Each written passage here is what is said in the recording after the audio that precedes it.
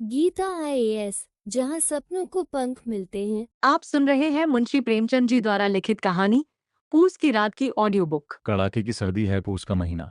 ठंडी हवा ऐसे कट रही है जैसे बर्फ की धारदार छुरी हो। आसमान बिल्कुल साफ, तारों की झिलमिलाहट के बावजूद धरती पर पसरा अंधेरा जैसे सब कुछ निगल जाना चाहता हो। इसी सर्द स्याह रात में शुरू होती है हल्कू की कहानी। गांव के एक छोटे से कच्चे आंगन में टूटे फूटे दरवाजे और दीवारों वाली झोपड़ी के सामने हल्कू खड़ा है। उसका शरीर मजबूत है, कंधे चौड़े हैं, पर चेहरा थका हुआ।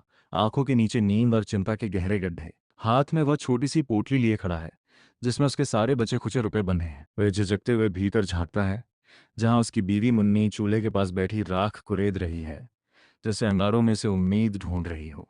हल्कू धीरे से, मगर दबे गुस्से और मजबूरी भरी आवाज में कहता है, सुनो मुन्नी, सहना आया है, बोल रहा है, जो धेले पाई बची हो दे दो, नहीं तो इस बार खेत पर से हाथ धुलवा देगा। ये 3 रुपए जो जोड़े हैं वही दे देता हूं तो गला छूट जाए। मुन्नी का हाथ वहीं रुक जाता है। वह मुड़कर हल्कू की तरफ देखती है। उसके चेहरे पर थकान नहीं, एक तीखी चमक है। गरीबी ने उसे रोना नहीं, सवाल करना सिखाया है। 3 ही तो रुपए हैं घर में। वह तरेर कर कहती है, ये भी दे दोगे तो कंबल कहाँ से आएगा हल्कू? पूस लग गया है, आज नहीं तो कल माग लगेगा। शेर शेर नहीं, चुभन चुभन करके काटेगा ये जाड़ा। खेत की मेड़ पर लेटोगे तो रात भर कैसे कटेगी? ऊपर से ओस, नीचे से ठंडी मिट्टी से अपनी जान प्यारी नहीं। हल्कू चुप, जैसे उसकी जुबान पर किसी ने ताला लगा दिया हो। वह जानता है मुन्नी सही कह रही है। उसकी आंखों में अगले हफ्तों की सर्द रातें घूम जाती हैं। खुला आसमान, टहनियों से टपकती ओस और शरीर से चिपकी वही पतली घिसी हुई चादर। लेकिन दूसरी तरफ सहना की धमकी भी है, जो अगर उसे जरा सा मौका मिला तो फसल पर कब्जा कर लेगा। साल भर की मेहनत एक झटके में किसी और की हो जाएगी। मुन्नी फिर बोलती है। इस बार उसकी आवाज भारी मगर टूटी नहीं है। तुम एक काम करो हल्कू, खेती छोड़ दो, मजूरी कर लो। रोज का खाओ, रोज कमाओ, पर किसी के आगे ऐसे हाथ मत पसारो। ये कैसी जिंदगी है कि बोए हम, सींचे हम, रात रात भर चौकीदारी भी हम करें और पैसा ले जाए मालगुजार, साहूकार और पटवारी। हल्कू के भीतर कुछ हिलता है, लेकिन फिर बैठ जाता है, जैसे किसी ने उसे अंदर से दबा दिया हो। वह फीकी हंसी हंसता है। खेती छोड़ दो? जन्मों जन्मों से यही तो करते आए हैं हमारे बाप दादा, और छोड़ भी दी तो क्या गारंटी कि मजूरी में कोई धोखा न देगा? बात तो सब एक ही है, मुन्नी ऊपर वाला लिख के भेज चुका है। मगर शब्दों की इस दार्शनिकता के पीछे उसकी हार साफ झलक रही है। अंत में वह पोटली खोलकर रुपए निकालता है। हर सिक्का मानो उसकी हड्डियों से मांस नोच कर निकाला गया हो। बाहर खड़ा सहना, जिसके चेहरे पर शिकन भी नहीं, उन्हें गिनते ही अपने कुर्ते की जेब में ऐसे डाल लेता है जैसे कोई हक हो, बिना सवाल के। घर के भीतर लौटता हुआ हल्कू खुद से ही कहता है, अब कंबल गया, अब बस जाड़ा और मैं आमने सामने। रात गहराती जा रही है। पूस की ठंड अपना असली रूप दिखाने लगी है। खेतों की ओर जाने वाली पगडंडी पर हल्कू चल रहा है, कंधे पर पुरानी गाढ़े की चादर जिसे वह बार बार कसकर लपेटता है। पीछे पीछे उसका वफादार कुत्ता जबरा, शरीर से हड्डियां तक छलकती हैं, लेकिन आंखों में अजब वफादारी की चमक है। दूर खेतों में टिमटिमाती हुई 2-4 लालटेनें दिखती हैं। बाकी किसान भी अपनी अपनी फसलें बचाने हार में डेरा डाले पड़े हैं, पर हल्कू के पास न लालटेन है, न बिछौना, न कंबल, बस एक खटोला जिस पर ऊख के सूखे पत्तों की छतरी जैसी परत बिछी है। हल्कू खटोले पर बैठते ही ठिठुर जाता है। ओस की नमी हवा के साथ उसकी हड्डियों तक घुस रही है। जबरा खटोले के नीचे घुसकर पेट में थूथन दबा लेता है और सिमटकर कूं करने लगता है। हल्कू नीचे झुककर उसे सहलाता है। क्यों जबरा, जाड़ा लग रहा है? घर में पुआल पर लेटा होता तो मजे में रहता। यहाँ मेरे साथ किस फजूल की मुसीबत झेलने चला आया? जबरा उसकी बात समझ न पाए, पर आवाज का स्नेह समझ लेता है। दुम हिलाता है, 2 पल को कू बंद हो जाती है। हल्कू उसे गोद में उठा लेता है। कुत्ते के शरीर से उठती हल्की सी गंध, जो अक्सर उसे बुरी लगती थी, आज उसे एक गर्माहट भरी अपनापन सी महक लगती है, जैसे किसी ने उसके कंधे पर हाथ रख दिया हो। घबराओ मत, मैं हूं ना। ठंड और तेज हो जाती है। हवा कभी कान में सीटी की तरह बजती है, कभी खुली कमीज के भीतर घुसकर सीधी पीठ पर पंजे मारती है। हल्कू खुद को चादर में लपेटकर भी कांपना बंद नहीं कर पाता। ऊपर आसमान में बादल नहीं, पर ठंड इतनी कि जैसे पूरा ब्रह्मांड ही बर्फ का हो गया हो। हल्कू कांपते हुए बुदबुदाता है, क्या मुसीबत है? मजूरी करें हम, दाना खाएं बछड़े बैल, और ऊपर से ये जाड़ा, न जाने किसके भाग में मजे लिखे हैं। थोड़ी देर बाद वह जेब से अपनी पुरानी चिलम निकालता है। उंगलियां इतनी सुन्न है कि चिलम भरने में उसे कई बार मिट्टी में गिरे तंबाकू को फिर से समेटना पड़ता है। किसी तरह आग सुलगाता है, लंबा कश लेता है। धुएं की गर्माहट उसके गले से नीचे उतरती है, मगर शरीर का कंपा कम नहीं होता। तभी दूर कहीं से किसी जानवर की चरमराहट सी आवाज आती है। जबरा फुर्ती से उठता है और खेत की तरफ जोर जोर से भौंकना शुरू कर देता है। हल्कू चौंक कर उठ बैठता है। क्या हुआ रे, कोई आया क्या? वह अंधेरे में आंखें फाड़कर ताकता है, पर काली रात के सिवा उसे कुछ नजर नहीं आता। खेत के उस पार कहीं हल्की सी हरकत होती है। हो सकता है नीलगायों का झुंड हो जो खेत की मेड़ तोड़कर अंदर घुसने की ताक में हो, पर ठंड का एक जोरदार झोंका उसके चेहरे पर पड़ता है और वह फिर चादर में मुंह छुपाकर बैठ जाता है। जबरा है ना, भौंकेगा, भगा देगा, वो खुद को समझाता है। मैं उठा तो ये जाड़ा तो खाली उतार देगा, मरने से तो अच्छा है थोड़ी बहुत जो हो जाए। आवाजें तेज हो रही हैं। जबरा अब खेत के बीचों बीच दौड़ लगा रहा है, इधर उधर झपटता, भौंकता, गुर्राता। नीलगायें शायद घुस आई हैं। फसल के टूटने मरोड़े जाने की आवाज इस कड़वी ठंड की रात में भी साफ सुनाई देने लगी है। चरो चरो चराक, लेकिन हल्को आग न होने, बदन में ताकत न होने, पेट में अन्न की कमी और सिर पर जाड़े के कोड़ों के बीच उठ नहीं पाता। वह अपनी ही चादर में सिकुड़ता चला जाता है। एक तरफ उसके कानों में फसल के उजड़ने की आवाज है, दूसरी तरफ हड्डियों की चींची। आखिरकार थकान और ठंड की दोहरी मार से उसकी आंखें भारी हो जाती हैं और वह खटोले पर ही ऊँघता हुआ लेट जाता है। कुछ ही देर बाद उसकी हालत ऐसी हो जाती है कि अब न वह पूरी तरह जाग रहा है न सो रहा है, जैसे चेतना और अचेतना के बीच झूलता हो। ठंड के तेज झोंकों के बीच उसे एक ही चीज बचाती है, कल्पना। वो अपने आप को अलाव के सामने बैठा देखता है, दोनों पांव फैलाकर, और चेहरे पर तृप्ति की एक मीठी मुस्कान। उसे याद आता है बचपन में किस तरह उनके घर के सामने लकड़ियों का बड़ा सा ढेर जला करता था। सारे बच्चे उसके चारों ओर बैठकर रात भर बातें करते, हंसते, गाते थे। न साहूकार, न मालगुजार, न खेत की रखवाली, सिर्फ गर्म आग और मस्तियां। ये कल्पना उसे तंग करती है। वह अचानक आंखें खोल देता है। रुक, ये कल्पना नहीं, इसे आज सच करके देखना है, नहीं तो ये जाड़ा आज जान ले लेगा। हल्कू उठकर खटोले से नीचे उतरता है। पांव जमीन पर रखते ही ठंडी मिट्टी ऐसे चुभती है जैसे नुकीली कीलें हों। वह दांत भींचकर आगे बढ़ता है, आम के बाग की तरफ, जहां सूखे पत्तों की मोटी परत जमीन पर बिछी हुई है। हवा और ठंडी है, पर उसके अंदर अलाव का ख्याल आग बन चुका है। वह दोनों हाथों से पत्ते बटोर बटोर कर ढेर लगाने लगता है। उंगलियां सुन्न हैं, नाखूनों के नीचे मिट्टी भरती जा रही है, फिर भी वह रुकता नहीं। जबरा भी उसके साथ चला आया है, कभी पत्तों को सूंघता, कभी किसी अदृश्य दुश्मन पर भौंकता। काफी बड़ी ढेरी जुटाकर वह अपने गमछे से कुछ सूखी टहनियां उपले निकालता है, जो वह शाम को ही सोच समझकर यहाँ ले आया था। माचिस की तीली सुलगाते हुए उसका हाथ कांपता है। कई तीलियां हवा में ही बुझ जाती हैं, पर आखिरकार एक छोटी सी लौ उठती है। वह उसे उपले के नीचे सावधानी से लगाता है। कुछ ही पलों में धुआं उठने लगता है, फिर पत्तियां भग भग कर जलने लगती हैं।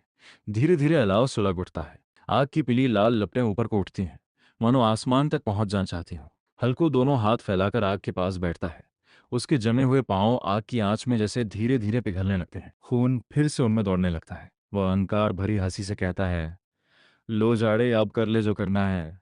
अब तो तेरे और मेरे बीच ये आग खड़ी है, तू उधर से काट, मैं इधर से गर्माता रहूंगा। देखते हैं कौन पहले हारता है। जबरा भी आग के पास आकर लेट जाता है। पहले थोड़ा सा डरता है, फिर धीरे धीरे उसे भी मजा आने लगता है। मिट्टी पर पसरती गर्माहट उसके पतले जिस्म में उतरने लगती है। हल्कू उसकी तरफ देखकर प्यार से पुकारता है, आजा जबरा, इधर पैर सेक, देख मजा आ रहा है ना। कुछ देर बाद आग का नशा चढ़ जाता है। हल्कू खेल खेल में अलाव पर से हल्का सा कूदने लगता है। एक बार दाहिने से बाएं, दूसरी बार बाएं से दाहिने। पैरों के तलवों को लपट हल्का सा छूती है। एक झटके सी जलन उठती है, पर इसके साथ एक अजीब गर्व भी होता है, जैसे उसने जाड़े और आग दोनों पर विजय पा ली हो। जबरा भी उसकी नकल में छोटा छोटा छलांग लगाता है। कभी तो इतना पास आ जाता है कि उसका बाल थोड़ा सा झुलस जाता है, पर वह दुम हिलाकर फिर हल्कू के पास आ बैठता है, जैसे कह रहा हो, देखा मैं भी कम नहीं हूं। दोनों की ये मस्ती कुछ देर चलती है। बीच बीच में हल्कू आग में और पत्ते झोंक देता है। लपें तेज हो उठती हैं, पेड़ों की टहनियों पर नाचती परछाइयां किसी प्राचीन नृत्य सी लगती हैं। रात की नीरवता को तोड़ती हुई सिर्फ पत्तों के जलने की सरसराहट और आग की चटकती हुई आवाज। दूर कहीं कोई पक्षी अचानक जाग कर उड़ जाता है, फिर सब शांत।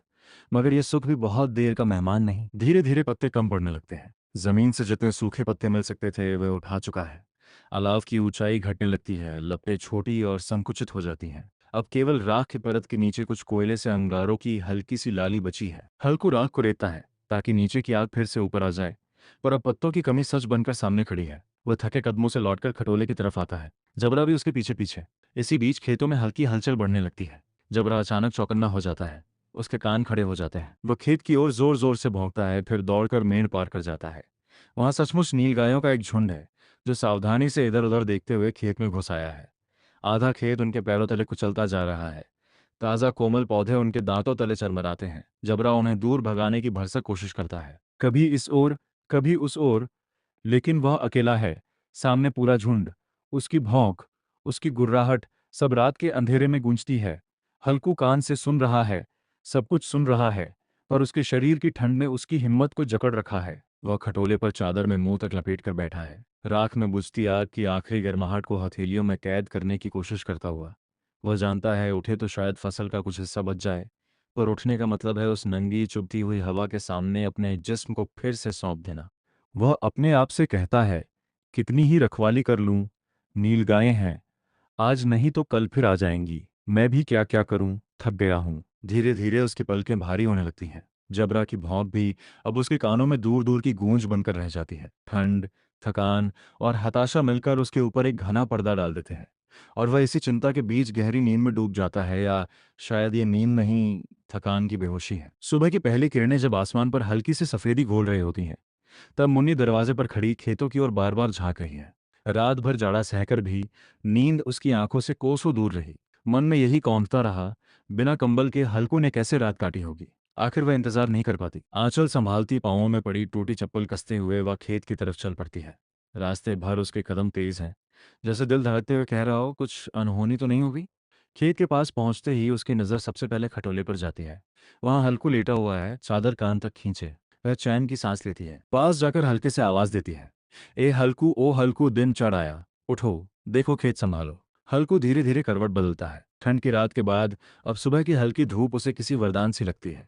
मगर जैसे ही वह उठकर बैठता है और अपनी उनींदी आंखों से खेत की तरफ देखता है, उसका दिल धक से रह जाता है। पूरा खेत, लगभग पूरा खेत मानो किसी सेना ने उस पर चढ़ाई कर दी हो। जहां कल तक हरी हरी फसल लहरा रही थी, वहां अब जगह जगह गड्ढे, टूटी पौधे, पैरों के निशान, रौंदी हुई धरती। नीलगायों ने रात भर में जो कुछ कर सकता था, कर दिखाया है। मुन्नी के मुंह से अनायास निकलता है, हे राम, ये क्या हो गया? सारा खेत साफ कर डाला जानवरों ने। तुम सोए कैसे रहे हल्कू? जबरई तो था तुम्हारे साथ। हल्कू कुछ पल तक बिना कुछ कहे देखता रहता है। उसके चेहरे पर क्षणिक सदमा आता है, पर तुरंत ही कहीं गहराई में दबी एक अजीब सी राहत ऊपर तैर आती है। वह लंबी सांस लेकर धीरे से कहता है, हाँ, सब चौपट हो गया। अब तो मालगुजारी भी मजूरी करके भरनी पड़ेगी। फसल तो रही नहीं। मुन्नी तमतमाकर उसकी तरफ देखती है।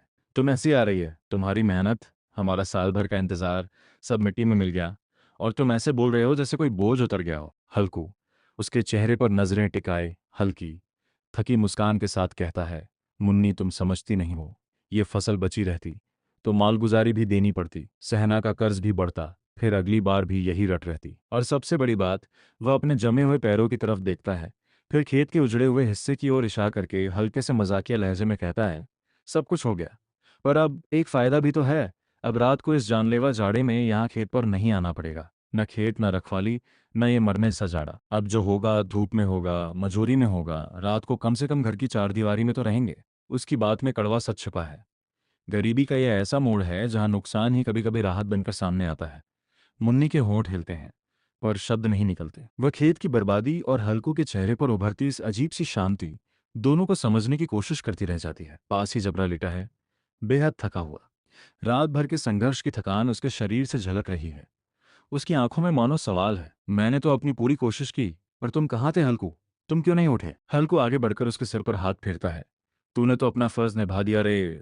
जबरा मैं ही कच्चा पड़ गया, पर क्या करता, जाड़े ने हिम्मत तोड़ दी थी। वह एक नजर फिर खेत पर डालता है, फिर आसमान की ओर देखता है जहां सूरज अब थोड़ा ऊपर उठ चुका है। धूप की हल्की गर्माहट उसके गालों को छूती है, जैसे कह रही हो, चल, अब जो होगा देख लेंगे। उसकी आंखों में ना आंसू है न ठहाका, बस एक गहरी थकी हुई स्वीकृति है, मानो वह कह रहा हो, हार तो पहले ही लिख दी थी, आज बस कागज पर उतर आई है। और इसी स्वीकृति के साथ पूस की रात की यह कहानी खत्म होती है, एक गरीब किसान की, जो जाड़े, कर्ज और व्यवस्था के बीच पिसते पिसते इतना थक चुका है कि अपनी फसल की बर्बादी में भी उसे एक छोटी सी आज़ादी की झलक नजर आती है। यह कहानी अपने हर दृश्य के साथ जैसे कान में फुसफुसाती है।